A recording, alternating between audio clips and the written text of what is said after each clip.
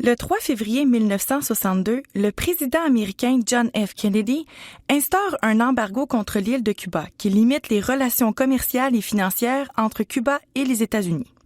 Un mois auparavant, Cuba est exclu de l'Organisation des États américains, une organisation qui aide les échanges entre les différents pays de l'Amérique. Historiquement, l'embargo états-unien sur Cuba s'amorce à la fin de la Révolution cubaine en 1959, lorsque Fidel Castro, homme politique et militant, renverse le régime corrompu du dictateur Fulgencio Batista. Pour sa part, les États-Unis approuvent et reconnaissent ce nouveau gouvernement. Toutefois, les États-Unis protestent rapidement contre les nouvelles lois et mesures à Cuba qui s'inscrivent, selon les États-Unis, dans le courant communiste.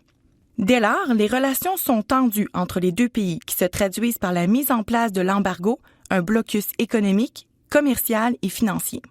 A priori, la fin de la Révolution cubaine en 1959 amorce une nouvelle ère à Cuba.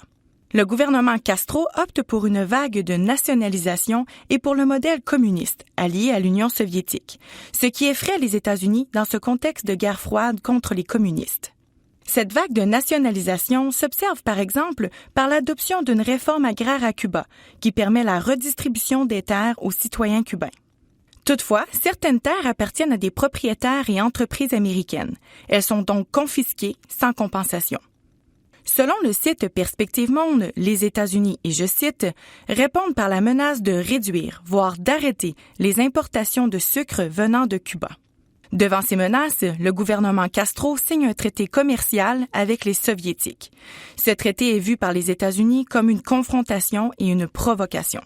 Le conflit entre États-Unis et Cuba prend un autre essor lors de la crise des raffineries du pétrole. Alors que les Américains cessent de vendre du pétrole aux Cubains, Castro conclut un accord pétrolier avec les Soviétiques. Cet accord prévoit des livraisons de pétrole brut à Cuba. Toutefois, les pétrolières américaines refusent de raffiner le pétrole soviétique. Ainsi, Cuba réplique en expropriant les pétrolières américaines à nouveau sans compensation. Pour leur part, les États-Unis répondent par la suspension du commerce du sucre, privant Cuba des revenus qui en découlent. Le conflit dégénère rapidement. Les États-Unis, mécontents de l'affiliation entre Cuba et l'Union soviétique, optent pour une opération militaire afin de renverser Castro, le débarquement de la baie des Cochons, qui s'avère être un échec.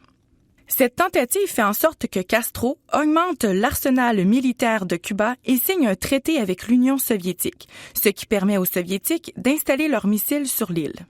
Kennedy déclare un embargo intégral en raison de l'alliance de Castro avec l'Union soviétique. Cet embargo met fin au commerce des marchandises, aux relations financières et à la possibilité pour les Américains de voyager à Cuba. L'embargo des États-Unis à Cuba engendre plusieurs conséquences concernant le développement économique de Cuba.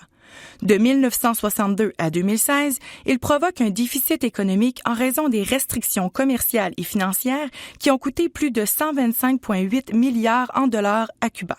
Depuis 1992, l'Organisation des Nations unies demande la fin de l'embargo contre Cuba. Proposition rejetée par les États-Unis. En 1996, le gouvernement américain durcit l'embargo en interdisant aux commerçants mondiaux de commercer avec les biens américains nationalisés par Cuba. Néanmoins, en 2016, le président américain Barack Obama assouplit l'embargo en acceptant le tourisme américain à Cuba.